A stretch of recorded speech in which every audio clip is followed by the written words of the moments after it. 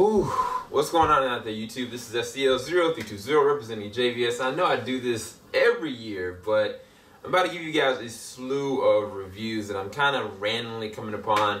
I was able to look at a couple different great movies in Mudbound, Molly's Game, and of course, as you hear from this title, Wind River. I've got a couple others that I still want to watch. Still want to watch Jill's Game. I still want to watch a couple other movies like Coco, Disaster Artist.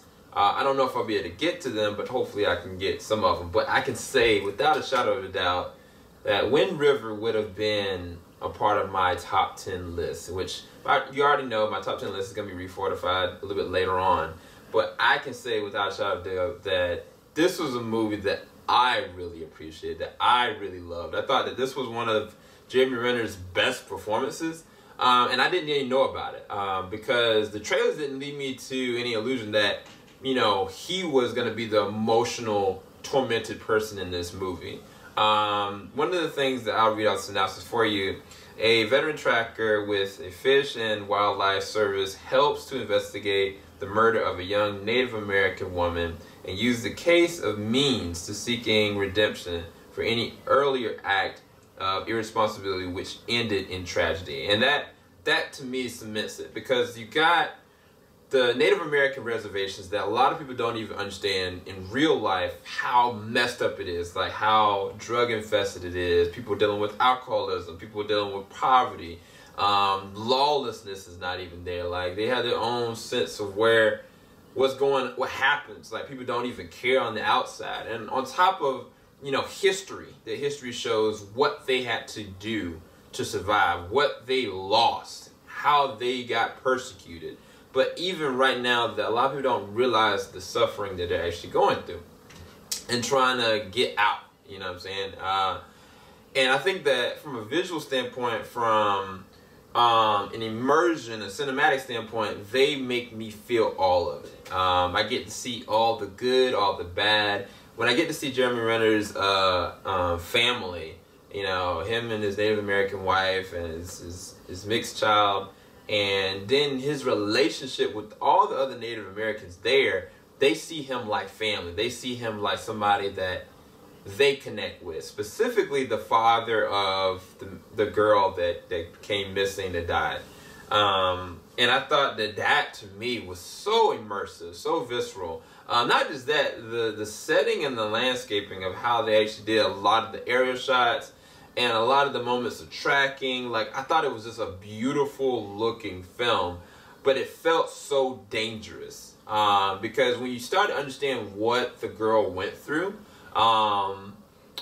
you're like, oh my gosh, this is terrible. And I talked with my wife about it. Like, it really affected her. But for me, I thought this was something that was so immersive and so visceral that I needed a resolve that I got towards the end. The end to me was very gratifying, even though the circumstances are really rough circumstances. John Bernthal makes his appearance also in this movie. I don't want to tell you guys the context of how, but he's also involved in the situation that happened to this young girl. Young girl is played by Kelsey Asbille.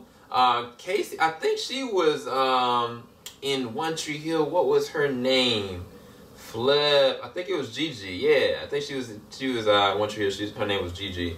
But there's a lot of other notable names. But Elizabeth Olsen, she's the other actress in this one that plays Jan Banner. She's the FBI agent. The FBI chooses to only send one person, and like as soon as she gets there, like, you understand how unprepared she is for the situation, but her capability is not in question. The problem is that her ununderstanding or empathy for what happened. Even though these people are functioning and thriving, like she did. I think that the thing that I loved and appreciated about the movie, that her going into the situation just allowed you to be able to weep with the situation, because when you get to hear what Jeremy Renner's character goes through and how connected he really is to this missing girl, and how much he really understands, and then towards the very end when you get the whole outlook of what really happened to this young girl, like Elizabeth Olsen's character, she's weeping so much in the movie. And a lot of people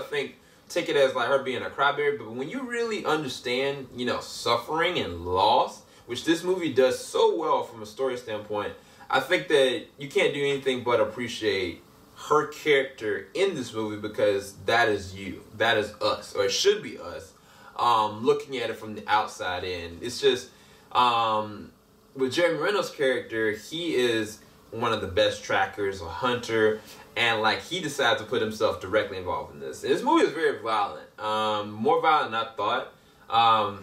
Definitely some terrible imagery that you get to see what happened to the young girl. Violence towards the third and second acts, and throughout the film, like, you get the understanding there's more to the story, but you don't know how it's gonna blow up in everybody's faces. And when it blows up, oh man, like, it is very suspenseful. There's a moment towards the middle of the movie where it involves Elizabeth Olsen's character, and she's questioning some people, and like when you start to see that turn happen, they do a great job of transitioning, showing what happened before. They're showing flashbacks, almost like perfectly transitioned. Like it almost seems seamless. And so I think that from a directing standpoint, it was directed very well. I think this was directed by Taylor. What is his name? Taylor Sheridan. He was writer of Sicario. I think did he direct Hell or High Water? I don't think he did. I think this is one of his first directed films, but he's written a lot. Yeah, he did write Sicario, he did write Hell or High Water, and he wrote this one, and I thought it was just amazing. I don't know if this is based on any true events or true story, but I would believe it. I personally really would believe it. Not as much as I wanted to get a little bit more or fleshed out of what happened here, what happened there, I got enough. And for me, this is one of the better movies I've seen in 2017. I give Wind River personally a 9.5 out of 10. Like, this is one of my favorite films this year. It's dark and as sad as it is, I really appreciated what they brought for this movie for me personally. So hope you all enjoyed this review. I'm gonna go real quickly review Molly's Game, and then I'm gonna do Mudbound. Keep it locked. JVS, we ain't gonna stop. I'll be right back, y'all. Peace. Yeah, my little remote don't work anymore.